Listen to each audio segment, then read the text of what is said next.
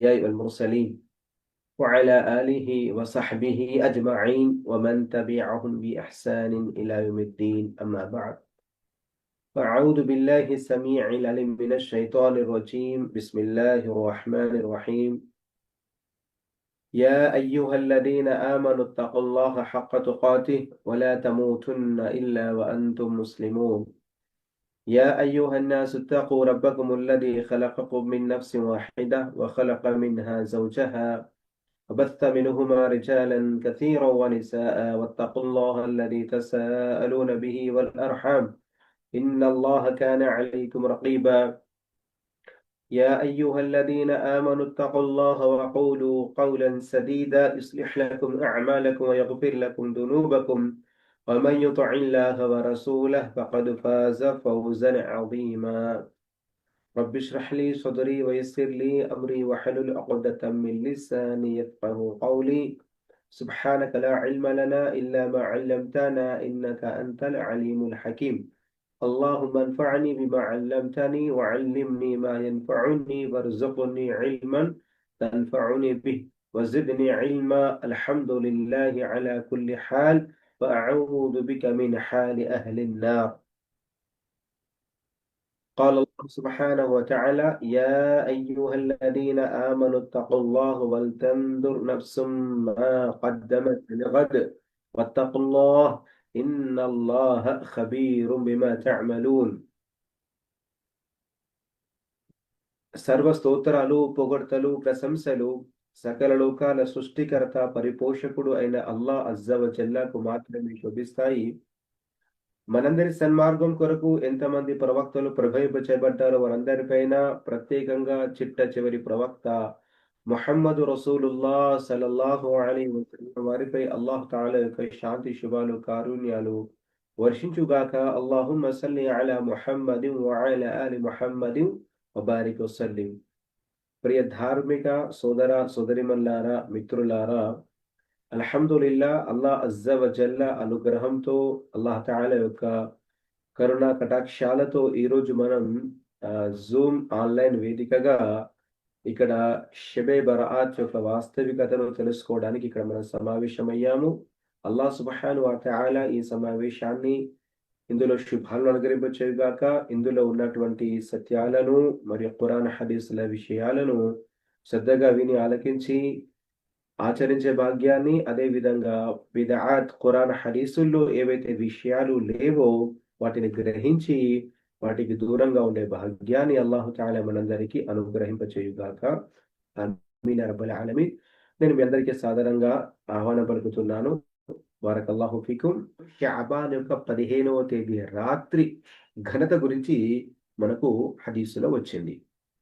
ఇక్కడ నుండి మీరు శ్రద్ధగా ఆలకించాలి, శ్రద్ధగా వినండి. ఏమొచ్చింది? షఅబాన్ యొక్క 15వ తేదీ రాత్రి ఘనత గురించి హదీసుల్లో వచ్చింది. చూడండి, అస్సిల్సిలతు సహీహా అల్బానీ రహ్మతుల్లాహి అలైహి గారు రచించినటువంటి ప్రామాణికమైన హదీసుల పరంపర ఏదైతే ఉందో అందులో 1144 యొక్క హదీస్ వచ్చింది. దైవ ప్రవక్త సల్లల్లాహు అలైహి వసల్లం గారు సెలవిచ్చారు, యత్తలిఉ అల్లాహు తబారక వ తఆలా ఇలా ఖల్ఖిహి లైలతన్ నిస్ఫి మిన్ షఅబాన్ ఫయగ్ఫిర్ లిజమీఇ ఖల్ఖిహి ఇల్లా ముష్రికిన్ వ ముషాహిన్. అల్లాహ్ సుబ్హానహు వ తఆలా తన యొక్క పూర్తి సృష్టి జీవుల వైపుకు, ప్రజల వైపుకు షఅబాన్ యొక్క 15వ తేదీ రాత్రి, నిస్ఫ్ అంటే సగం రాత్రి, అంటే 15వ తేదీ రాత్రిన అల్లాహు తాలా తన దాసుల వైపుకు చూస్తాడు, దాసులను పరిశీలిస్తాడు. యగ్ఫిరు లిజమీఇ ఖల్ఖిహి, అంతేకాకుండా పూర్తి మానవులందరినీ కూడా అల్లాహు తాలా క్షమించి వేస్తాడు, అల్లాహ్ తాలా వారిని మన్నిస్తాడు. ఇల్లా ముష్రికిన్ ల ముషాహిన్, ఇద్దరిని తప్ప. ఒకడు ముష్రిక్, రెండవది ముషాహిన్. షిర్కు చేసేవాడు, అల్లాహ్తో పాటుగా వేరొకరిని ఆరాధనలో సాటి కల్పించేవాడని. మరియు ముషాహిన్ అంటే తన సోదరుని యొక్క కపటాన్ని, ఈర్ష్య పగను తన మనస్సులో కలిగిన వాణ్ణి. అంటే ఇతరుల పట్ల దేశ పగ, కపటాన్ని, అక్కసను తన మనస్సులో కలిగినటువంటి వాణ్ణి, అలాంటి వాణ్ణి అల్లాహు తాలా క్షమించడు. వీరిద్దరి తప్ప అందరినీ అల్లాహు తాలా క్షమిస్తాడు. ఇలాంటి ఒక హదీస్ వచ్చింది. మరి సహీహుల్ జామి' ఇది కూడా అల్బానీ రహ్మతుల్లాహి అలైహి గారు రచించినటువంటి గ్రంథమే సహీహుల్ జామి'. ఇందులో కూడా 1898 హదీస్ నంబర్. ఇందులో కూడా ఇదే పదాలు వచ్చాయి. ఇన్నల్లాహ యత్తలి'ు అలా ఇబాదిహి ఫీ లైలతిన్ నిస్ఫి మిన్ షఅబాన్ ఫయగ్ఫిరు లిముమినిన్ వయమ్లి లిల్ కాఫిరీన్ వయదు'ు అహ్లల్ హక్ది బిహక్దిహిం హత్తా యదు'ుహు. సుబ్హానల్లాహ్. ఇందులో పదాలు వేరు ఉన్నాయి. సిగా పదాలు వేరుగా ఉన్నాయి. నిస్సందేహంగా అల్లాహు తఆలా 15వ తేదీ షాబాన్ రాత్రిన తన దాసుల వైపుకు అల్లాహ్ తఆలా చూస్తాడు. మరియు విశ్వాసులందరినీ కూడా అల్లాహ్ క్షమిస్తాడు. మరియు వయంలిల్ కాఫిర్ తిరస్కారులు ఎవరైతే ఉన్నారో వారిని వదిలిపెడతాడు. మరియు అక్కసు, ద్వేషం, ఈర్ష్య కలుగున్నటువంటి వాళ్ళని కూడా వదిలివేస్తాడు. అంటే వీరిద్దరిని అల్లాహ్ క్షమించడు. విశ్వాసులను మాత్రమే క్షమిస్తాడు అని. ఎప్పటి వరకైతే వారు తమ తిరస్కారాన్ని వదిలిపెట్టారో, మరి వీడు తన ఈర్ష్య ద్వేషాలను మనుష్యులు ఎవరైతే వదిలిపెట్టారో, దాన్ని తీసివేరో అప్పటి వరకు వాళ్ళను కూడా అల్లాహ్ క్షమించడు అని ఇక్కడ మనకు తెలపడం జరిగింది. సోదర సోదరీమణులారా, సంక్షిప్తంగా ఇక్కడ మనం ఏం తెలుసుకున్నాము? షాబాన్ మాసం యొక్క ఘనత. ఇందులో అత్యధికంగా దైవ ప్రవక్తలు ఉపవాసాలు పాటించారు. నఫీల్ ఉపవాసాలు పాటించేవారు. ఎందుకంటే మన ఆచరణలు అల్లాహ్ దగ్గర సమర్పించబడతాయి అని. ఇక 15వ తేదీ షాబాన్ యొక్క 15వ తేదీ యొక్క గొప్పతనం ఉంది. ఆ రోజు రాత్రి అల్లాహు తఆలా తన దాసుల్ని చూస్తాడు, పరిశీలిస్తాడు, అందరిని క్షమిస్తాడు. కానీ ఇద్దరిని తప్ప. ముష్రిక్, కాఫీర్ ఎవడైతే అల్లాహ్‌ను తిరస్కరించాడో వారిని క్షమించాడు. మరి అల్లాహ్‌తో పాటుగా వేరొకరిని సాటి కల్పిస్తాడో వారిని క్షమించాడు. ఇక మనస్సులో ద్వేష, పగాన్ని ఎవరైతే కలిగి ఉన్నాడో అలాంటి వారిని క్షమించడు అని మనకిక్కడ స్పష్టంగా తెలుస్తుంది. ఇక ఇక్కడ ఇప్పుడు మీరు విన్నటువంటి హదీసుల్లో ఎక్కడ కానీ షెబే బరాత్ అనే పేరు విన్నారా? లైలతుల్ బరాత్ పేరు విన్నారా? ఎక్కడ కూడా లేదు. అయితే ఇదే షాబాన్ యొక్క 15వ తేదీన కొంతమంది షెబే బరాఅత్ అని జరుపుకుంటారు. మరి షెబే బరాఅత్ అంటే ఏంటి? ఇప్పుడు మనం తెలుసుకుందాం. షెబ్ అనే పదము ఫార్సీ నుండి వచ్చింది. ఫార్సియన్ యొక్క వర్డ్ ఇది. పదం ఇది. రాత్రినంటారు. షబ్ అంటే రాత్రి. ఇక బరాఅత్ అంటే తెగతెంపులు తెచ్చుకోవడం, వదిలిపెట్టడం అని. సూర తౌబా ఏదైతే ఉందో బరాఅతుం మినల్లాహ్. సూర తౌబా 9వ సూర బరాఅతుం మినల్లాహ్ ఇదే పదంతో ప్రారంభమవుతుంది. అంటే అల్లాహు తఆలా అల్లాహ్‌కు తన ప్రవక్తకు తిరస్కారులతో ఎలాంటి సంబంధం లేదు అని ప్రకటనతో ప్రారంభమవుతుంది. అందుకోసమే సూరతు తౌబాను సూరే బరాఅత్ అని కూడా అంటారు. అయితే ఇక్కడ షెబే బరాఅత్ మీరు ఆలోచించండి ఒకసారి. అల్లాహు తఆలా ఖురాన్‌ను అరబీలో అవతరింపజేశాడు. హదీసులో ఉన్న పదాలన్నీ అరబీలో ఉంటాయి. మరి మనం లైలతుల్ ఖద్ర్ విన్నాం. ఇన్నా అన్జల్నాహు ఫీ లైలతుల్ ఖద్ర్. కానీ లైలతుల్ బరాఅత్ అని ఎక్కడైనా విన్నారా? మరి షెబే బరాత్ అనే పదం కూడా హదీసులో ఎక్కడైనా ఉంటుందా? ఇక్కడ ఆలోచించండి. కాబట్టి ఇక్కడ షెబే బరాత్ అనే పేరుతోనే మనకు అర్థమవుతుంది ఏంటంటే ఇది అరబీ పదము కాదు. ఇది ఖురాన్ హదీసులో వచ్చిన పదం కాదు అని ఈ పేరు వినగానే మనకు అర్థమవుతుంది. లైలతుల్ బరాఅత్ అని కూడా ఎక్కడ వినబడలేదండి. షెబే బరాత్ అంటే ఫార్సీ అయిపోయింది కదా! లైలతుల్ బరాఅత్ అంటే మరి అరబీ పదం కదా! అది ఎక్కడైనా వచ్చిందా? అంటే అది కూడా ఎక్కడ లేదు. సోదర సోదరిమల్లారా, ఇక్కడ మనందరం చక్కగా గుర్తుంచుకోవాల్సింది, జాగ్రత్తగా వినాల్సింది ఏంటంటే, షెబే బరాఅత్ అనే పదం కానీ, లేదా వేడుకలు కానీ, నమాజులు కానీ, ఉపవాసాలు కానీ, ఇతర ఏ ఆరాధనలు కానీ, దైవ ప్రవక్త సల్లల్లాహు అలైహి వసల్లం నుండి వచ్చినటువంటి ఒక ప్రామాణికమైన హదీసులు ఎక్కడ కూడా లేవు. ఎక్కడ కూడా లేవు. వాస్తవంగా ఈ షెబే బరాఅత్ అని ఏదైతే ఉందో వాస్తవంగా ఈ షెబే బరాఅత్ అనేది ఏదైతే ఉందో ఇది వాస్తవంగా షియాల యొక్క పండుగ. ఇదేంటి? షియాల యొక్క పండుగ. అయితే ఏ విధంగానైతే ముహర్రం అనేది షియాల యొక్క పండుగను, షియా యొక్క వర్గం యొక్క పండుగనో, దాన్ని చాలామంది సున్నీలు వాళ్ళని చూసి చూసి సున్నీలు కూడా ఏం చేశారు? దాన్ని అలా ముహర్రం చేయడం మొదలుపెట్టారో, ఇది కూడా షెబే బరాత్ అనే పండుగను కూడా వాళ్ళే ప్రారంభించారు. షియాలకు ఇది పండుగ ఎందుకోసమంటే, వాళ్ళ దగ్గర 12 ఇమాములు ఉన్నారు. వాళ్ళు కూడా ఇమాములు నమ్ముతారు. ఒక ఇమాం తర్వాత రెండో ఇమాం, మూడో ఇమాం ఇలా. అయితే 12వ ఇమాం షాబాన్ యొక్క 15వ రాత్రినే జన్మించాడు. కాబట్టి ఆయన జన్మదిన వేడుకలు కాబట్టి వాళ్ళు అక్కడ జాగారాలు చేస్తూ, ఆరాధనలు చేస్తూ, హల్వాలు పంచుతూ దాన్ని వారు ఈ విధంగా పంచుకుంటారు. వారు సెలబ్రేషన్ చేసుకుంటారు. అయితే వారి షియాలను చూసినటువంటి వీళ్ళేం చేశారు, మిగతా వాళ్ళు కూడా సున్నీలు కూడా ఇతర ముస్లింలు కూడా షెబే బరాఅతులు కూడా వాళ్ళు తమ యొక్క పండుగలుగా వాళ్ళ నుండి వీళ్ళు ఏం చేసుకున్నారంటే వాళ్ళు తమగా చేసుకున్నారు. అయితే ఇది ఇక్కడ వచ్చింది తహ్ఫతుల్ అవాం. షియా యొక్క గ్రంథం ఇది. తహ్ఫతుల్ అవాం అనే గ్రంథంలో వచ్చింది. 492 పేజ్ నెంబర్. దీన్ని మనకి ఇమాం ఇబ్న్ ఖయ్యిమ్ రహ్మతుల్లాహి అలైహి గారు ఈ విషయం మనకు తెలియజేశారు. అంతేకాకుండా తాహిర్ బిన్ అలీ అల్ హఫ్ది అని ఒక ఆలిం కూడా ఈ విషయాన్ని మనకు తెలియజేశారు. ఏంటంటే వాస్తవంగా షెబే బరాత్ అంటే ఆ రాత్రిని వాళ్ళు జాగారం చేస్తూ గడుపుతారు. అది ఏంటంటే వారి యొక్క ఇమాం 12వ ఇమాం ఎవరైతే ఉన్నారో షియాల యొక్క ఇమాం వారి జన్మదిన వేడుకలు చేసుకుంటారు. దీన్ని తహ్ఫతుల్ అవామ్ అనే గ్రంథంలో షియా యొక్క గ్రంథంలో ఉంది. అయితే దీన్ని చూసినటువంటి సున్నీ ముస్లింలు వారు ఏం చేశారంటే దీనిలోకి వాళ్ళు కూడా తెప్పించుకున్నారు. ఇది ఒకటి విషయం.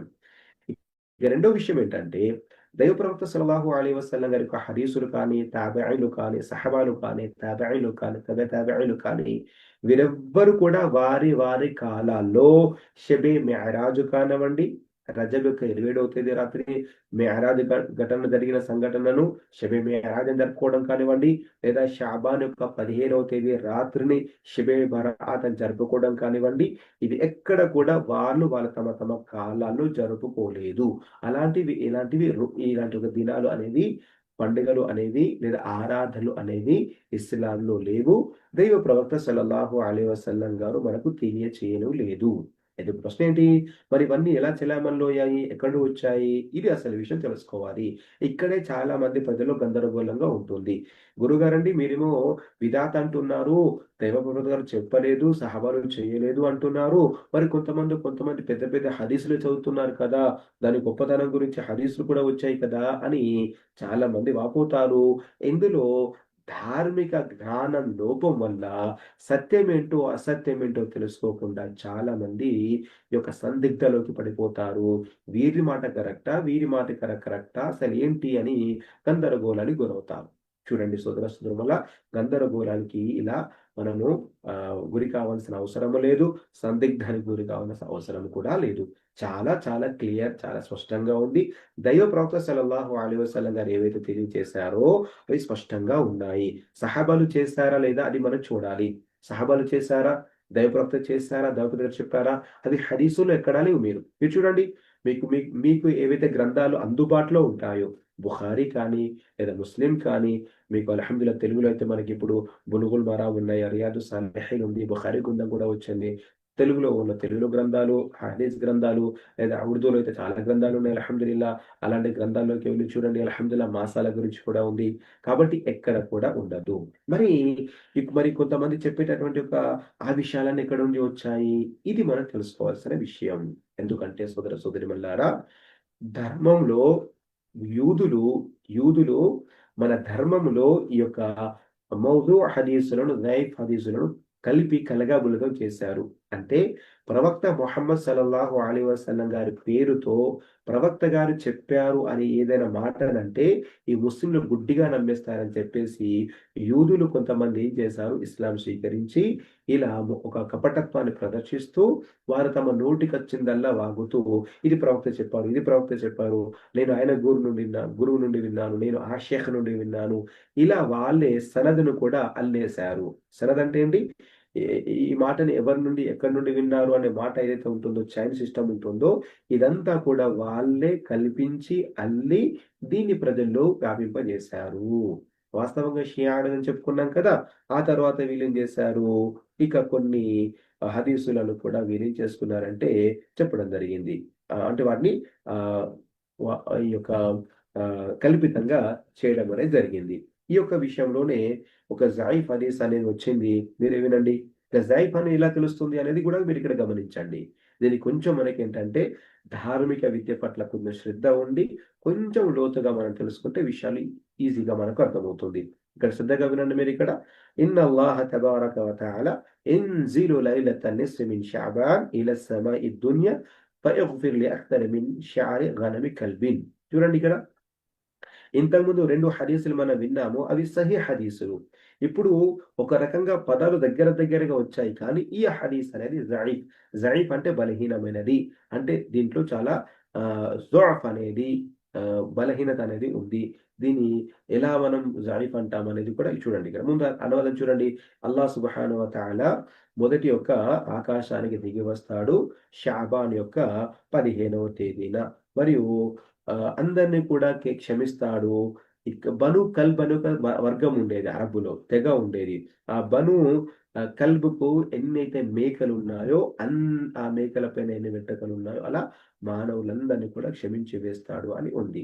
అయితే ఇప్పుడు చూడండి. ఇక్కడ ఇది జయీఫ్ అని ఎవరన్నారు? చాలా మంది ఎలా మోసపోతారంటే, హదీస్ అంటేనే ప్రవక్త గారి మాట కదా!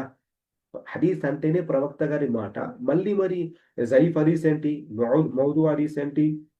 మరియు సహీహ్ హదీస్ ఏంటి? హసన్ ఏంటి మళ్ళీ? హదీస్ అంటే ప్రవక్త మాట అంటున్నారు. మళ్ళీ మళ్ళీ మీరు జయీఫ్ అని లేదా మౌజూ అని మళ్ళీ మీరే కొట్టి పారేస్తారు. ఇది ఎలా అవుతుంది? ప్రవక్త గారి మాట అలా తప్పెలా అవుతుంది? ప్రవక్త గారి మాట ఎలా బలహీనమవుతుంది? ప్రవక్త గారి మాట ఎలా ఇలా ఆహ్, ఆహ్, కల్పితమవుతుంది? అని ఇలా కొంచెం అమాయకంగా ప్రశ్నిస్తారు. సోదరీమణులారా, ఇక్కడ ఇదే మనం గమనించాలి. హదీస్ అంటే ఏం చెప్పుకున్నాం మనం? అవును. హదీస్ అంటే హదీస్ రసూల్ అంటే ప్రవక్త ముహమ్మద్ సల్లల్లాహు చెప్పిన మాట. ప్రవక్త సల్లల్లాహు అలైహి వసల్లం గారు చేసిన ఆచరణ. లేదా ఇద్దరు సహాబాల మధ్య ఏదైనా చేస్తే ప్రవక్త గారు మౌనంగా ఉన్నారు. అంటే అది హదీస్ అని మౌనం వహించారు. దాన్ని ప్రవక్త గారు అంగీకారం తెలియజేశారు. ఈ మూడింటిని ఏమంటాం మనం? హదీస్ అంటాం. ఓకే. ఇక్కడ వరకు కరెక్ట్. ఇప్పుడేంటి? అది రుజువు కావాలా లేదా? చూడండి ఇప్పుడు. ఇన్నమల్ అమాలు బిన్నియాత్ అని మీరు విన్నారు. ఒక హదీస్. లేదా మనం నీళ్లు తాగేటప్పుడు కూర్చొని బిస్మిల్లా అని మనము 3 శ్వాసల్లో నీళ్లు తాగాలని ఒక హదీస్ విన్నాం మీరు. ఇలాంటి ఎన్నో హదీసులు విన్నాం మనం. ఉదాహరణకి సెహరికి సంబంధించి, రోదాలకు సంబంధించి విన్నాం. అయితే ఇప్పుడు ఈ మాట ప్రవక్త చెప్పింది అని చెక్ చేయాల్సిన బాధ్యత మనకుందా లేదా? ఇది అసలు విషయం. ఇది జ్ఞానానికి సంబంధించిన విషయం. ఇప్పుడు ఇలాంటి ప్రతి ఒక్కరి మాట ఏదో ఒకటి ప్రవక్త చెప్పారంటే, ఇది అవుతుందా కాదా? అవుతుందా కాదా అని ఎలా తెలుస్తోంది? ఎందుకోసం ఈ యొక్క అనుమానం వచ్చింది? ఎందుకోసం రిసర్చ్ చేయడం జరిగింది అంటే, చెప్పాను కదా! యూదులు ఇలాంటి కల్లబొల్లి మాటలనేవి ప్రవక్త పేరు మీద చెలామణి చేశారు. అందుకోసమే ఇలాంటి ఒక ముహద్దిసీన్ వీళ్ళేం చేశారు? అల్లమా అల్బాని రహ్మతుల్లాహి అలైహి గారు ఈ యొక్క ప్రతి ఒక్క హదీసును వారు పరిశీలించారు. ఒక్కొక్క హదీస్ ఏం చేశారు? పరిశీలించారు. ఈ హదీస్‌లో ఎవరు చెప్పారు? ఉదాహరణకు చూడండి. ఇప్పుడు చెప్పిన ఒక హదీస్ అనేది ఆయిషా రలియల్లాహు తఆలా గారు అంటున్నారని ఉంది. ఆయిషా రలియల్లాహు నుండి ఎవరు విన్నారు? ఏ ఏ ఏ సహాబీ గారు విన్నారు? ఆయన నుండి ఎవరు విన్నారు? ఆయన నుండి ఎవరు విన్నారు? ఆయన నుండి ఎవరున్నారు? నా దాకా మన దాకా ఎలా వచ్చింది? ఈ యొక్క చైన్ సిస్టమ్ ఏదైతే ఉంటుందో దాన్ని ఒక్కొక్కరిని పరిశీలించారు. ఆయిషా రలియల్లాహు అన్హా గారి నుండి ఈ వ్యక్తి విన్నాడు. మరి ఈయన ఎప్పుడు ఇస్లాం స్వీకరించాడు? ఆయిషా రలియల్లాహు అన్హా గారి దగ్గర నుండి ఏ సమయంలో విన్నాడు? ఇలా ఒక్కొక్కరి జీవిత చరిత్రను వారు చూస్తారు. చదివారు. ఇప్పుడు చూడండి మీరు. ప్రవక్త గారి మాట మనకు రుజువు కావాలా లేదా? ఇక్కడ చూడండి. రుజువు కావాలా లేదా? ప్రవక్త చెప్పింది అనగానే మనం గుడ్డిగా నమ్మేసేయాలా? అలా గుడ్డిగా నమ్మేస్తేనే కదా ఇప్పుడు యూదులు కూడా వీళ్ళందరూ ఎన్నెన్నో విషయాలొచ్చాయి. ఇప్పుడు చూడండి, మీరు వినే ఉంటారు. అల్లాహ్ సుబ్హానహు వ తఆలా ఈ యొక్క పూర్తి విశ్వాన్ని ప్రవక్త కొరకే పుట్టించాడని ఒక మాట ఉంటుంది. మరి ఈ మాట ప్రవక్త అనలేదు కదా! అదే. అందుకోసమే ఏది నోట పడితే అది అనడానికి వీల్లేదు. ఎవడు పడితే వాడు మాట అనడానికి వీల్లేదు. ఎందుకంటే నేను ప్రవక్తను అని అబద్ధపు బూటకపు ప్రవక్తలుగా చెలామణయ్యేవాళ్ళు, దావా చేసేవాళ్ళు పుట్టుకొస్తారని ప్రవక్త చెప్పారు. కాబట్టి సోదరీమణులారా, ధర్మం అనేది, ఇస్లాం అనేది అమానత్, అప్పగింత ఇది. అల్లాహ్ సుబ్హానహు వ తఆలా ఏ విధంగా అవతరింపజేశాడో దాన్ని అలానే ప్రళయం వరకు కూడా అల్లాహ్ తాలా దాన్ని సంరక్షించాడు. బాధ్యత తీసుకున్నాడు. అలానే ఉంది. అందుకోసం అల్హమ్దులిల్లాహ్ ముహద్దిసీన్‌లు ఈ విధంగా తమ జీవితాలలో రీసెర్చ్ చేశారు. ఒక్కొక్క వ్యక్తి జీవితాలను పరిశీలించారు. అప్పుడు అర్థమైంది అసలు ఈ వ్యక్తి ఇతనితో కలవనే లేదు. పరిచయమే లేదు. ఇతడి కాలం వేరు, ఇతడి కాలం వేరు. కలవనప్పుడు ఇప్పుడు మాట రుజువు కానప్పుడు అది హదీస్ అని ఎలా తీసుకుంటారు మీరు? అసలు ఆలోచించండి. నేను నాకు గురువు దగ్గర స్వీకరించలేదు, కానీ అతని పేరు విన్నాను, నేను ఆ గురువు దగ్గర విన్నా, నేను అబద్ధం చెబితే నౌజుబిల్లా, అది అది ఆ మాట ఎలా అవుతుంది? ఇలా ఒక్కొక్కరి జీవితంలోకి వారు ఎప్పుడైతే లోతుగా వెళ్లారో అప్పుడు తెలిసిందేంటి? అసలు ఈ వ్యక్తి అబద్ధాలకు విశ్వాసియే కాదు. వీడు కాఫీర్ వీడు. వీడు మునాఫిక్ వీడు. లేదా ఫులానా అని. అందుకోసం అప్పుడు వీళ్ళు మనమే కదీబ్ అని, తికా అని, అదూల్ అని ఇలాంటి పదాలు వచ్చాయి అందుకోసమే. హదీస్ గ్రంథాలు వస్తాయి. అలా అదూల్ అంటే పూర్తిగా న్యాయంగా ఉండేవాళ్ళు వీళ్ళందరూ కూడా. ఇస్లాం స్వీకరించి న్యాయంగా అన్ని కాలంలో కూడా న్యాయంగా ఉన్నారని. తికా అంటే చాలా కవి అంటే చాలా దృఢంగా ఉండేవారు. వాళ్ళ యొక్క విశ్వాసం కానీ, వారి యొక్క జ్ఞాపక శక్తి కానీ, వారి ఇవన్నీ. ఇలాంటి పదాలు హదీసుల్లోని పుట్టుకొచ్చాయి. ఇదంతా నేను ఎందుకు చెప్తున్నాను సోదర సోదరిమణులారా? ఎందుకంటే ఈ రోజుల్లో అదే అంటారు. చాలా మంది హదీస్ అంటేనే ప్రవక్త మాట అని మీరే అంటారు. మళ్ళీ ధైఫ్ అంట, మౌదు అని చెప్పేసి ఎగతాళి చేస్తారు. నౌజుబిల్లా కాదు. ఎందుకంటే అది మౌదు అంటే కల్పితమని. మౌజు అంటే అల్లింది, కలిపి రాయబడింది అని. అంటే ఎప్పుడు అది రాయబడింది? ప్రవక్త గారు ఇప్పుడు అల్హమ్దులిల్లా ధర్మం సంపూర్ణమైపోయింది. 11 హిజ్రీలో ప్రవక్త గారు మరణించిన తర్వాత 400 హిజ్రీలో కూడా ఇది హదీస్ అని చెప్తారు. ఎలా తీసుకుంటారు మీరు చెప్పండి? 11 హిజ్రీలో ప్రవక్త గారు 23 సంవత్సరాల జీవితం ఏదైతే ఉందో, ఇది 13 సంవత్సరాలు మక్కాలో, 10 సంవత్సరాలు మదీనాలో, 23 సంవత్సరాల జీవితంలో కదా ప్రవక్త ప్రతిగా ఉన్నది. హదీస్ వచ్చింది, ఖురాన్ సంపూర్ణమైంది, ధర్మం సంపూర్ణమైంది. అప్పుడు చెప్పని మాట ఇప్పుడెవడో నా ప ప పద్నా 400 హిజ్రీలో లేదా 200 హిజ్రీలో చెబితే అది హదీస్ ఎలా అవుతుంది? మీరు కాస్త ఆలోచించండి. ఎలా అవుతుంది? అది అసలు విషయం. దీన్ని గమనించాలి మనం. అందుకోసమే ముహద్దీసీన్లు దీన్ని జయీఫ్ అని మరియు దీన్ని మౌదు అని ఇలా మనకు అల్హమ్దులిల్లా చక్కగా వివరించడం అనేది జరిగింది. దీని వల్లనే అల్హమ్దులిల్లా అల్లాహ్ సుబ్హానహు వ తఆలా మనకి ఈ యొక్క హదీసు వేత్తల ద్వారా మనకి ఈ విషయాలన్నీ కూడా అల్హమ్దులిల్లా మనకు తెలియజేయడం జరిగింది. ఇది గొప్ప అల్లాహ్ తాలూకా అనుగ్రహము. అల్లాహ్ సుబ్హానహు వ తఆలా ఖురాన్‌లో చెప్పినట్టుగానే ఇన్నా నహ్ను నజ్జల్నా దిక్ర వ ఇన్నా లహు లహాఫిదూన్. మేమే ఈ గ్రంథాన్ని అవతరింపజేశాము. మరి మేమే ఈ గ్రంథాన్ని పరిరక్షిస్తాము అని. కాబట్టి షరియత్ ఖురాన్, హదీస్ వస్తుంది. ఖురాన్, హదీసు యొక్క ఏ విధంగా అవతరింపజేయబడిందో ఆ విధంగా శాశ్వతంగా ప్రళయం వచ్చేంత వరకు కూడా అల్హమ్దులిల్లా అలానే ఉంటుంది అని ఇక్కడ మనం గ్రహించాలి. ఈ విధంగా అల్హమ్దులిల్లా అల్లాహ్ సుబ్హానహు వ తఆలా ధర్మాన్ని పటిష్టంగా చేశారు. కాబట్టి సోదర సోదరీమణులారా, ఈ విధంగా షెబే బరాఅత్ అనేది ఒక రోజు, ఇలాంటి ఒక రోజు అనేది లేనే లేదు. ఆ రోజున ఎలాంటి ఒక నమాజులు చేయకూడదు. చూడండి, ఇంకా హదీసులున్నాయి కొన్ని, మీరు చూడండి. ఈ రోజుల్లో ఏం చేస్తారంటే ఆహ్, చూడండి ఎలాంటివొచ్చిందంటే ఈ రోజుల్లో సలాతుల్ అల్ఫియా అని చేస్తారు. హజార్ నమాజులని చేస్తారు.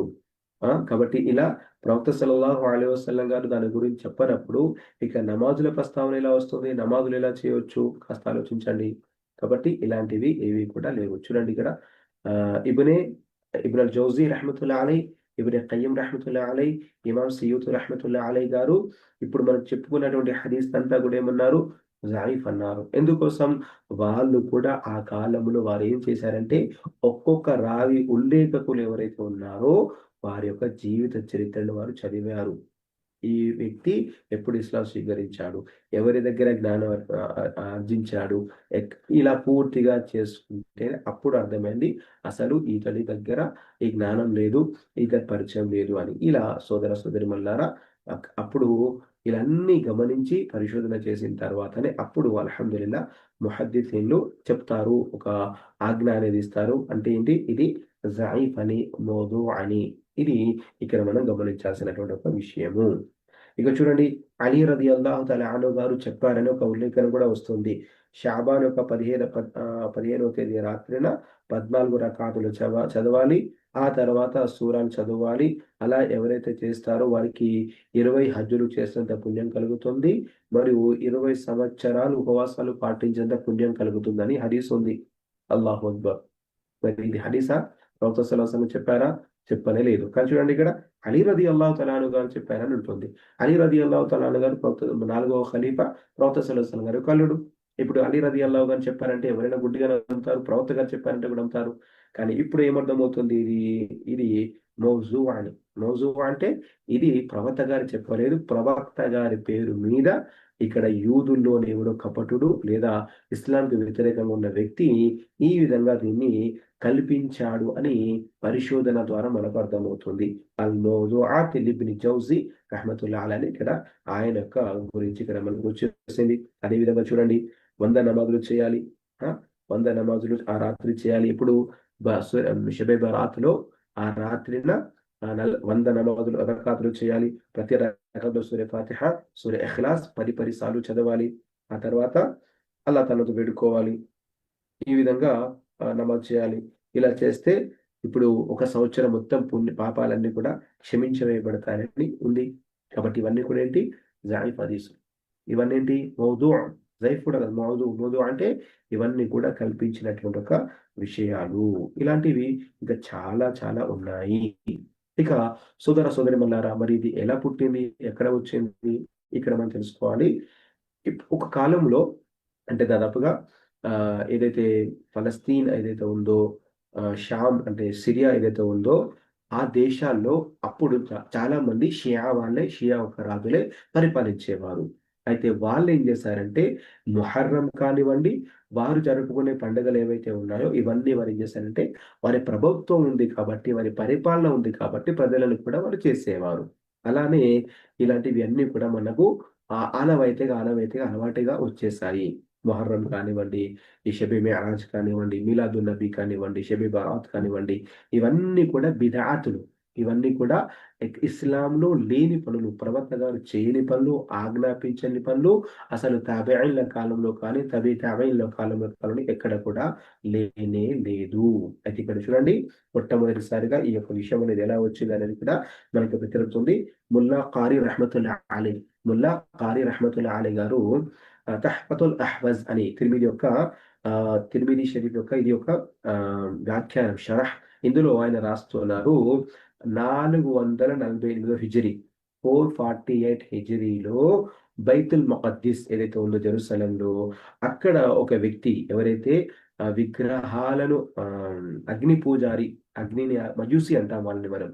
మజూసి ఎవరైతే ఉంటారో అగ్నిని పూజించే వాళ్ళు ఒక వ్యక్తి ఇస్లాం స్వీకరించి అక్కడ వారేం చేశారంటే ప్రతి ఆరాధన చేసేటప్పుడు కూడా వెలుతుళ్లను, అంటే అక్కడ జ్యోతిని వెలిగించేవారు. వెలుగును లైట్ సిస్టాన్ని పెట్టేవారు. జ్యోతిని వెలిగించి నమాజు చేసేవారు. ఇలా ఏం చేశారు ఏంటంటే, ఇలా జ్యోతి ఉంటే వెలుగు ఉంటుంది కదా. ఎందుకంటే ఆ రోజుల్లో కరెంట్ సిస్టమ్ లేదు కదా. ఇలానే వెలుతుళ్ళు లాంతర్లు పెట్టి వాళ్ళు నమాజు చేసేవారు కదా. అయితే ఆ విధంగా వెలుతురు ఉంటుంది అని చెప్పేసి ఈ విధంగా ఈ 1448 హిజ్రీలో ఈ యొక్క ఒక వ్యక్తి ఏవైతే మజూసి ఉన్నాడో అగ్ని పూజారి, అతడు ఇస్లాం స్వీకరించి తను నమాజు చేసుకునేటప్పుడు ఇలా చేస్తూ, ఈ విధంగా చేస్తే మనకు అట్రాక్షన్ వస్తుంది, ఏకాగ్రత వస్తుంది అని చెప్పేసి కొంతమంది ముస్లింలకు చెప్పడం వల్ల వారు కూడా మౌనం వహించడం వల్ల ఏమవుతుందంటే ఇది ఇలాగానే జరిగిపోయింది. ప్రత్యేకించి 15వ షాబాన్న ఎప్పుడైతే వీళ్ళు షియా జరుపుకుంటున్నారో మనం కూడా ప్రత్యేకించి ఆ రోజు జరుపుకోవాలని అతడు రివాయత్గా పెట్టడం వల్ల ఏమవుతుందంటే ఇది ఇలా జరుగుతూ ఏమైందంటే, ముఖ్యంగా షబే బరాత్ రోజు ఏం చేస్తారంటే చాలా మంది తమ ఇండ్లను, తమ మస్జిదులను డెకరేషన్ చేస్తారు. ఇప్పుడంటే లైట్ సిస్టమ్ ఉంది. ఏం చేస్తారు, పూర్తిగా ఆ విద్యుత్ అలంకరణ అనేది చేస్తూ ఉంటారు. మీరు చూస్తారు చూడండి, శివబరాత్రి వల్ల ఎక్కువ మంది మస్జిదులను కానీ, తమ ఇళ్లను కానీ ఎవరైతే జరుపుకుంటారో వీళ్ళు ఇలా చేస్తారు. మరి అదే రోజు నమాజులు చేస్తారు. కాబట్టి సోదర సోదరిమల్లారా, ఇలాంటివన్నీ కూడా ఇవి చాలా పొరపాటు, ఇస్లాంలో లేనివి. ఇక ఇదే షబే బరాతున అంటే షాబాన్ యొక్క 15వ తేదీ రాత్రిన ఇంకొక బిదఅత్ ఏముంటుందంటే, అసర్ తర్వాత వీళ్ళందరూ కూడా ఖబరస్థాన్‌కి వెళ్ళిపోతారు. అసర్‌లో ఖబరస్థాన్‌కి వెళ్తారు. వెళ్ళి తమ యొక్క పూర్వీకులు మరణించిన వారు ఎవరైతే ఉన్నారో వారికి అక్కడికెళ్ళి వాళ్ళు శ్రద్ధాంజలి ఘటిస్తారు. అంటే పూలు పెట్టడము అలాంటివన్నీ చేస్తారు. మళ్ళీ మగరిబ్ తర్వాత ఏమంటారంటే, వాళ్ళు పెద్దల పండుగ, ఆత్మల పండుగ అని చేసుకుంటారు. ఏంటంటే, వారు తమ కుటుంబంలో ఎవరైతే చనిపోయారో వారి ఆత్మలు మగ్రిబ్ నమాజ్ తర్వాత తమ ఇళ్ళకు తిరిగి వస్తాయి అని ఇలాంటి ఒక అపోహను, భ్రమను కలిగి ఉన్నారు. నౌజుబిల్లా. కాబట్టి ఏం చేస్తారు, మగరిబ్ తర్వాత ఇంటికి వారి యొక్క ఆత్మలొస్తాయి కాబట్టి ఎవరైతే ఏ ఇంటిలో చనిపోయారో వారికి వారి దాదా గాని ఇంకెవరైనా చనిపోయి ఉన్నారో వారొస్తారని చెప్పేసి వారికి ఇష్టమైనటువంటి ఒక వంటకాలు, హల్వా, మిఠాయిలు, స్వీట్స్ లేదా ఇలాంటివి పాయసాలు, పలహారాలు చేసి పెట్టి ఏం చేస్తారు, వారి కోసం పెట్టేసి వారి కోసం సూర్య ఫాతిహ ఇస్తారు. ఫాతిహ అంటారు కదా! ఫాతిహ చదివి, ఫాతిహ ఇవ్వడం చేసి, ఇక వారి కోసం ఎదురు చూస్తూ ఉంటారు. వారొచ్చి తమ ఇష్టమైనటువంటి ఒక వాటిని ఆలకిస్తారు. వాటిని తింటారు, ఆలకిస్తారు అనే ఒక విధి ఉంది అన్నట్టు. నౌజుబిల్లాహ్. కాబట్టి ఇలా కూడా చనిపోయిన వాళ్ళు రావడం అనేది జరగదు. ఇది కూడా ఏంటి, చాలామంది మన హిందూ సోదరులు కూడా అంటారు కదా! పిండం పెట్టడం అని. వారు కూడా ఏదైనా ఆహారం పెడితే కాకులొచ్చి తింటాయని ఎదురు చూస్తారు. ఆ కాకులొచ్చి తింటే వారి యొక్క ఆత్మలొచ్చి తింటాయని ఒక భ్రమ ఏదైతే ఉందో, అలాంటిదే మన ముస్లిం సొసైటీలో కూడా ఈ పెద్దల పండుగ పేరుతో ఉంటుంది. చచ్చిపోయిన వారి ఆత్మలు ఆ రోజు రాత్రి వస్తాయి. మగరిబ్ తర్వాత ఆ రాత్రి వచ్చి ఆరగించి ఎళ్ళిపోతాయని. ఒకవేళ 2, 3 రోజుల క్రితం ఎవరైనా చనిపోయి ఉంటే, వాళ్ళ ఆత్మలు పైకి వెళ్ళవు. అక్కడిక్కడే తిరుగుతూ ఉంటాయి. 15వ తేదీ రాత్రిన ఎవరు తమ బంధువులొస్తాయో, ఆ బంధువులిద్దరూ కలుసుకొని సంతోషంగా ఇక్కడ పెట్టినటువంటి ఒక ఆహారాన్ని ఆరగించి ఎళ్ళిపోతాయని కూడా నమ్ముతారు నౌజుబిల్లా. సోదర సోదరీమణులారా, ఇలా మరణించిన వారి ఆత్మలు బర్జఖ్‌లో ఉంటాయి. బర్జఖ్‌లో ఉంటాయి. తిరిగి రావడం అనేది అసంభవం, జరగనే జరగదు. ఆలమే అర్వాహ్‌లో ఆత్మల లోకంలో పుట్టే వారి ఆత్మలున్నాయి. ఇక్కడ ఇహలోకంలో పుట్టి ఎవరైతే చనిపోయారో, భూమిపైన ప్రపంచంలో జీవించి చచ్చిపోయారో, వారి ఆత్మలు బర్జఖ్‌లో ఉంటాయి. బర్జఖ్ అంటే అడ్డుతెరారి, మన కంటికి కనిపించదు. ఆలమే అర్వాహ్ ఆత్మలోకం అంటే ఈ భూలోకంలోకి పుట్టే ఆత్మలు ఏవైతే ఉన్నాయో, ఆ లోకము మనకు కనిపించదు. బర్జఖ్ చచ్చిపోయిన వారి యొక్క లోకం కూడా మనకు కనిపించదు. కాబట్టి ఇలా నౌజుబిల్లా ఇదొక తప్పుడు ఆచారాన్ని కలిగి ఉన్నారు. హిందువుల ఆచారాన్ని కలిగి ఉన్నారు. కాబట్టి ఇలాంటివి చచ్చిపోయిన వారి ఆత్మలు రావడం అనేది అసంభవం. ఇది జరగదు. ఇది ఒక భ్రమ. ఈ యొక్క ఇబ్లీస్, షైతాన్ ఇలాంటి బిదఅతుల్లో నౌజుబిల్లా కొంతమంది అమాయక ముస్లింలు పడి ఉన్నారు. కాబట్టి రాదు. వమిన్ వరాఇహిం బర్జఖున్ ఇలా యౌమి యుబ్అతూన్. అల్లాహ్ సుబ్హానహు వ తఆలా సూరా ముഅ్మినూన్ 23వ సూర 100 ఆయత్ నంబర్ 100 ఇందులో చెబుతున్నారు. వమిన్ వరాఇహిం బర్జఖున్. వారందరూ ఎవరైతే ఉన్నారో బర్జఖ్ యొక్క తెరలో ఉన్నారు. అడ్డు తెరలో ఉన్నారు. ఇలా యౌమి యుబ్అతూన్. ఖియామత్ వరకు అంటే వారు మళ్ళీ లేపబడే వరకు. అంటే ప్రళయం సంభవించేంత వరకు వారు బర్జఖ్‌లోనే ఉంటారు అని. సోదర సోదరీమణులారా, కాబట్టి ఇలాంటి ఒక ఉద్దేశాన్ని, నమ్మకాన్ని కలిగి ఉండడం అనేది మహాపాపం, తప్పు. ఇలా జరగనే జరగదు. కాబట్టి ఇలా ఆత్మలు కానీ, పండుగలు కానీ లేదు. పెద్దల పండుగ, చిన్నల పండుగల, ఆత్మల పండుగల ఏ పండుగ లేదు. ఇదంతా కూడా బిద్అత్. ఇదంతా కూడా మనుషులు కల్పించుకున్నటువంటి ఒక విషయము. సుబ్హానల్లాహ్! ఇస్లాం ఎంత సులభమో, ఎంత సింప్లిసిటీగా, సాదాసీదాగా ఉందో, దీన్ని బిద్అతుల వల్ల వారంత భారంగా చేసుకున్నారు. ఖర్చుల పరంగాను కూడా, నమ్మకాల పరంగా కూడా నౌజుబిల్లా దీన్ని చేసుకొని చాలా చిందరవందర గందరగోళంగా గురవుతారు. కానీ ఇస్లాంలో ఇలాంటివేవి లేనే లేవు. సోదర సోదరీమణులారా, కాబట్టి షబే బరాఅత్ అనేది అది ఇస్లాంలో ఇలాంటిది లేనే లేదు. ఆ రోజున ప్రత్యేకించి ఆరాధనలు చేయడం కానీ, లేదా విద్యుత్ దీపాల అలంకరణ కానీ, హల్వాలు చేయడం కానీ, లేదా మిఠాయిలు చేసుకోవడం గానీ, ప్రత్యేక వంటకాలు చేసుకోవడం కానీ, దాన ధర్మాలు కానీ, ఆ రోజు ప్రత్యేకించి ఉద్దేశించే ఏమైనా ఇలాంటి కార్యాలు చేయడం కానీ, ఇవేవి కూడా ఇస్లాంలో లేనే లేవు. సోదర సోదరీమణులారా, మరికొంతమంది ఆహ్, మరికొంతమంది ఈ యొక్క షెబె బరాత్ అనేది ఆ రోజున సమాధులకు సందర్శించాలి. చనిపోయిన వారు తిరిగి వస్తారని చెప్పేసి కొంతమంది ఒక ఒక హదీసును వారు ఉటంకిస్తూ ఉంటారు. చెబుతూ ఉంటారు.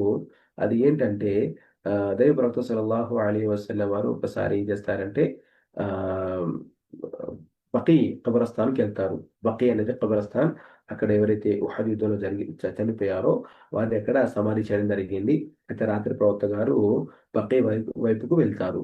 అయితే అక్కడికి వెళ్తే ఏమవుతుందంటే ఆయిషా రలియల్లాహు తఆలా అన్హా గారు మెలుకువ వచ్చి చూస్తే ప్రవక్త గారు అక్కడ ఉండరు. తన పడక పైన ఉండరు. ఆయిషా రలియల్లాహు తఆలా అన్హా గారి ఆలోచన వస్తుంది. ఏంటి ఈ రాత్రి ప్రవక్త గారు వేరే భార్య ఇంటికెళ్లారా? అని అనుమానంతో ఏం చేస్తారంటే ప్రవక్త గారు ఎక్కడికెళ్లారా అని చూస్తూ ఉంటే, ప్రవక్త గారు దూరంగాల బకీ వైపుకు వెళ్ళడానికి చూస్తారు. అక్కడికి ఆమె వెళ్తుంది. అక్కడ ప్రవక్త సల్లల్లాహు అలైహి వసల్లం గారు చేతులెత్తి దుఆ చేస్తారు. ఆ తర్వాత ప్రవక్త గారు వెనక్కి మరలగానే ఆయిషా రలియల్లాహు తఆలా పరిగెత్తుకుంటూ వచ్చి పడుకుంటారు. ఎందుకంటే వాళ్ళ ప్రవక్త గారికి అనుమానం రాకూడదు, నన్ను చూడకూడదు అనే ఉద్దేశ్యంతో వచ్చి మళ్ళీ సాధారణంగా పడుకుంటుంది. కానీ పరిగెత్తుకుంటూ వెళ్ళడం వల్ల శ్వాస అనేది వస్తుంది కదా! దాన్ని చూసి ఆయిషా రలియల్లాహు వస్తారు. "ఏంటి నువ్వు నన్ను అనుమానించావా? నా వెనుక వచ్చావా?" అని. అప్పుడు ప్రవక్త సల్లల్లాహు అలైహి వసల్లం అంటారు, "లేదు, నేను వారి కొరకు మన్నింపు వేడుకున్నాను" అని. సోదర సోదరీమణులారా, కొంతమంది ఈ హదీసును కూడా చెబుతారు. కాబట్టి ఇక్కడేంటి, ప్రవక్త సల్లల్లాహు అలైహి వసల్లం గారు వీళ్ళ కబరస్థానంలోకెళ్ళి ఉహద్ యొక్క వారి కోసం దుఆ చేశారు కదా అని. అల్లాహు అక్బర్. సోదర సోదరీమణులారా, దీని గురించినటువంటి ఒక హదీస్‌లో వచ్చిందేంటంటే, ఇది హదీస్ అనేది సహీ కాదు ఒకటి. రెండవదేంటంటే, అది షాబాన్ అని ఎక్కడ జిక్ర్ ఉంది? ఎందుకంటే ప్రవక్త సల్లల్లాహు అలైహి వసల్లం గారు ఒక్కోసారి ఇలా చేసేవారు. అది వారి యొక్క ఉహద్ యొక్క ఎవరైతే ఉహద్ యుద్ధంలో పాల్గొన్నారో అలాంటి వారికి ప్రత్యేకమవుతుంది. ఒకవేళ మనకు అది సహీ హదీస్ అన్నా కూడా. కాబట్టి ఇలాంటి ఒక హదీసును దీనికోసం ఫిట్ చేసే ప్రయత్నం చేస్తారు. ఒక హదీస్‌ని తీసుకొచ్చి ఇక్కడ ఫిట్ చేస్తారు. ప్రవక్త సల్లల్లాహు అలైహి వసల్లం గారు అప్పుడప్పుడు సాధారణంగా కూడా కబ్రస్థాన్ ఉహద్ మరి బదర్‌లో ఎవరైతే చనిపోయారో వారి వద్దకెళ్ళి అల్హమ్దులిల్లాహ్ దుఆ చేసేవారు కదా! ఎందుకంటే ప్రవక్త గారు వారు మొట్టమొదటి మొదటి హిజ్రీ, రెండో హిజ్రీ జరిగినటువంటి యుద్ధాలు కదా! అప్పుడు వారు తమ తమ యొక్క ఇస్లాంను ప్రబలించడం కొరకు ప్రాణాలను అర్పించారు కాబట్టి అల్హమ్దులిల్లాహ్ వారి కోసం దుఆ చేసేవారు. కాబట్టి ఇది వారి కోసం ప్రత్యేకం కానీ, అందరి కోసం చేయనెక్కడ ఉంది? అవును. మరి ఈ రోజున మీరు చెయ్యండి అని ప్రవక్త గారి ఒక మాట ఎక్కడైనా ఉందా? లేదు. సోదర సోదరీమణులారా, కాబట్టి ఇలాంటి సాధారణమైన లేదా ప్రత్యేకమైన కొన్ని హదీసులను ఇక్కడ షెబె బరాత్‌కు ఫిట్ చేసేటటువంటి ప్రయత్నం చేస్తారు. నౌజుబిల్లాహ్. ఇది కూడా చాలా తప్పు, పొరపాటు. ఇలాంటిది ఎక్కడ కూడా లేదు. ఎందుకంటే షెబె బరాత్ అనేది, లైలతుల్ బరాత్ అని కూడా ఇది ఎక్కడ కూడా లేదు. ఇదొక విషయం. ఇంకొక విషయం ఏంటంటే, కొంతమంది ఇంకొంతమంది ఏం చేస్తారంటే, సూరహ్ దుఖాన్, సూరహ్ దుఖాన్‌లో 44 సూర. సూరహ్ దుఖాన్ 44 సూర. ఇందులో అల్లాహ్ తాలా సెలవిచ్చాడు. "ఇన్నా అన్జల్నాహు ఫీ లైలతిన్ ముబారకతిన్ ఇన్నా కున్నా ముందిరీన్ ఫీహా యుఫ్రఖు కుల్లు అమ్రిన్ హకీమ్." ఇంకొంతమంది ఏమంటారంటే, లైలతి ముబారక అంటే శుభప్రదమైన రాత్రిన వచ్చింది. ఈ శుభప్రదమైన రాత్రి అంటే షెబె బరాత్ అని అంటారు కొంతమంది. నౌజుబిల్లాహ్. కానీ ఇది చాలా తప్పు. ఇక్కడ 44 సూర దుఖాన్‌లో 3, 4 వచనాలు వచ్చిందంటే, మేము శుభప్రదమైనటువంటి రాత్రిలో ఖురాన్ అవతరింపజేశాము. నిస్సందేహంగా మేము వారిని భయపెట్టడానికి, హెచ్చరించడానికి అని. ఆ రోజునే అతి నిర్ణీతమైనటువంటి ఒక ఆజ్ఞలు అనేవి మేము జారీ చేస్తాము అని ఉంది. సోదర సోదరీమణులారా, దీన్ని బట్టి కూడా మీరు అర్థం చేసుకోండి. ఈ యొక్క లైలతుల్ ముబారక అంటే ఇది లైలతుల్ ఖద్ర్ అని అర్థం. ఎందుకంటే ఇన్నా అన్జల్నాహు ఫీ లైలతిన్ ముబారక అంటే లైలతుల్ ముబారక శుభ్రత మాసంలో షాబాన్ మాసం షెబె బరాత్‌లో షాబాన్ 15వ తేదీన ఖురాన్ అవతరింపజేయబడిందా? చెప్పండి మీరు. ఖురాన్ ఎక్కడ అవతరింపజేయబడింది? రంజాన్ మాసంలో. షహ్రు రమదాన్ అల్లది ఉన్జిల ఫీహిల్ ఖురాన్ స్పష్టంగా అయితుంది. షహ్రు రమదాన్ అల్లది ఉన్జిల ఫీహిల్ ఖురాన్ 2:185లో ఉంది. రమదాన్ నెల ఖురాన్ అవతరింపజేయబడిన నెల. ఈ రమదాన్ మాసంలోనే కదా షెబె ఖదర్ వస్తుంది. ఇన్నా అన్జల్నాహు ఫీ లైలతిల్ ఖద్ర్ వమా అద్రాక మా లైలతుల్ ఖద్ర్. కాబట్టి షెబె ఖదర్‌కి, లైలతుల్ ఖద్ర్‌కి మరో పేరు లైలతుల్ ముబారక. ఆ ఘనమైన రాత్రి శుభమైన రాత్రి. ఇక్కడ అల్లాహ్ తఆలా లైలతుల్ ముబారక అని చెప్పింది ఏంటి? ఇక్కడ లైలతుల్ ఖద్ర్ గురించే. కాబట్టి ఖురాన్ అనేది లైలతుల్ ఖదర్‌లో లైలతుల్ ముబారక శుభప్రదమైన, ఘనమైనటువంటి ఒక రాత్రిలో ఖురాన్ అవతరింపజేయబడింది. అది రమదాన్‌లో ఉంది. షాబాన్‌లో కాదు. కొంతమంది షాబాన్ మాసంలో ఖురాన్ అవతరింపజేయబడిందని కొందరు ఈ యొక్క ఆయతను బట్టి అంటే, మరి కొంతమంది ఈ లైలతుల్ ముబారక అనేది ఇక్కడ షెబె బరాత్ గురించే చెప్పడం జరిగిందని కూడా కొంతమంది వాదించారు. ఇవి 2 కూడా చాలా చాలా పొరపాటు. ఈ 2 కూడా చాలా చాలా పొరపాటు. ఇక్కడ లైలతుల్ ముబారక అంటే ఖురాన్ అని అల్హమ్దులిల్లాహ్ అందరి యొక్క ముఫస్సిరీన్‌లు దీన్ని స్పష్టంగా చెప్పారు. ఇబ్న్ జరీర్ రహ్మతుల్లాహి అలైహి గాని, ఇబ్న్ కతీర్ రహ్మతుల్లాహి అలైహి గారు కానివ్వండి, వీళ్ళందరి దగ్గర ఏంటంటే అది ఆహ్, ఏంటది? లైలతుల్ ముబారక అంటే లైలతుల్ ఖద్ర్ అని మనకిక్కడ స్పష్టంగా తెలుస్తుంది. ఎందుకంటే అల్లాహ్ తఆలా ఖురాన్‌ను రమదాన్ మాసంలోనే అవతరింపజేశాడు. సుబ్హానల్లాహ్. ఇలా ఎంతోమంది ముఫస్సిరీన్‌లటువంటి ఒక తఫ్సీర్ కూడా మనకు అల్హమ్దులిల్లాహ్ ఇక్కడ మనకు ఉంది. కాబట్టి సోదర సోదరీమణులారా, మొత్తానికి ఏంటంటే కొంతమందికి పర్ఫెక్ట్ అంటే స్పష్టమైనటువంటి ఒక దలీల్ అనేది ఆధారం అనేది ఖురాన్ హదీసుల్లో నుండి ఎక్కడి నుండి మనం తీసుకురాలేము. ఎందుకంటే అసలు దీని యొక్క వాస్తవికత అనేది ఖురాన్‌లో ఎక్కడ కూడా లేదు. కాబట్టి చాలా మంది ఏం చేస్తారు, ఇలా తప్పుడు తప్పుడు విషయాలు చెప్పి ఇలా ఈ యొక్క షెబే బరాత్‌ను చెప్పే ప్రయత్నం చేస్తారు. కాబట్టి షెబే బరాత్ అనేది ఆహ్, ఖురాన్ హదీసుల్లో ప్రస్తావన అనేది ఎక్కడ లేదు. దీన్ని ప్రవక్త గారు చెప్పలేరు, చేయలేదు. సహాబాలు వినలేదు, చేయలేదు. ఆ తర్వాత వారిని అనుసరించిన తాబేఈలు వీళ్ళందరూ కూడా ఎక్కడ కూడా చేయలేదు. మరియు ఇది 448 హిజ్రీలో ఒక మజూసి అగ్ని పూజారి ఇస్లాం స్వీకరించటము. అతడు ఆ ఒక్క ప్రాంతానికి బైతుల్ మఖద్దీస్ ప్రాంతానికి అతడు ఒక అధికారి అవ్వడం వల్ల అతడు షబాన్ ఈ యొక్క షాబాన్ యొక్క 15వ తేదీన ఈ యొక్క పేరు పెట్టి ఇలా జరిగింది. అందుకోసమే వారి ద్వారా ఏదైతే పేరు వచ్చిందో అదే చెలామణిలోకి వచ్చేసింది. షబే బరాత్ అని ఇలా వచ్చింది. ఇక్కడ మనకి ఇక సారాంశంగా ఏంటంటే, మనం ఈ యొక్క మాసాన్ని మనం రమదాను మాసానికి సంసిద్ధత మాసంగా భావించాలి. సంసిద్ధపడాలి. అల్హమ్దులిల్లాహ్. ఇక్కడ అత్యధిక ఉపవాసాలు పాటించాలి. ఖురాన్ అనేది చదవాలి. మన అస్లాఫ్ అనేవారు షహరుల్ ఖురా అంటే షాబాన్ మాసం అనేది ఖురాన్ పారాయణం చేసే మాసం. ఖురాన్ పఠకుల యొక్క మాసము. అత్యధికంగా ఖురాన్ చదవాలి. రమదాన్‌లోనే ఖురాన్ కాదు, రమదాన్ కంటే ముందు షాబాన్‌లోనే దాని యొక్క అలవాటు అనేది చేయాలి. అత్యధికంగా దీన్ని మనము చదవాలి అనే విషయం అల్హమ్దులిల్లాహ్ ఇక్కడ మనకు తెలపడం జరిగింది. అంతేకాకుండా పవిత్రమైన, శుభప్రదమైనటువంటి ఖురాన్ అవతరింపజేయబడిన మాసము, ఉపవాసాల మాసము, ఇంకా ఇలాంటి ఎన్నో ఆరాధనల మాసము, నెలలు. ఇదే మాసంలో తరావీలు చదువుతాము, ఖురాన్ చదువుతాము, దాన ధర్మాలు చేస్తాము, ఉపవాసాలు పాటిస్తాము. అల్హమ్దులిల్లాహ్. మన దగ్గర బంధుత్వాలకు దృఢ చేస్తాము, మరియు సహనం పాటిస్తాము, మనలో పరిశుద్ధ చేసుకుంటాం. ఇలాంటి పరిశుద్ధ మాసానికి ముందే మన మనస్సును పవిత్రం చేసుకోవాలి. చూడండి హదీసులో ఏమొచ్చింది ఇక్కడ, ముష్రికులు, ముషాహిన్ ఇద్దరిని తప్ప అందరిని అల్లాహ్ క్షమిస్తాడు అని ఉంది. కాబట్టి మనం షిర్కు చేసేవారు ఎవరైతే ఉన్నారో షిర్కును తౌబా చేసుకోవాలి. మనస్సులో వేరే వారి యొక్క బంధువుల పట్ల గాని, మిత్రుల పట్ల గాని, ఇంకెవరి పట్ల గాని అసూయ, ద్వేషం మనసులో ఉంటూ దాన్ని కూడా వేసేసుకోవాలి, తీసివేయాలి. కానీ మన మనస్సును సంపూర్ణపరుచుకొని, పరిశుద్ధపరుచుకొని ఒక మనస్ఫూర్తిగా మన ఒక రమదాను మాసంలోకి ప్రవేశించాలి. రమదాను మాసాన్ని ఆ విధంగా ఆస్వాదించాలి, స్వాగతించాలి. మన మనస్సులను పరిశుద్ధపరుచుకునేటటువంటి మాసం షాబాన్ మాసము.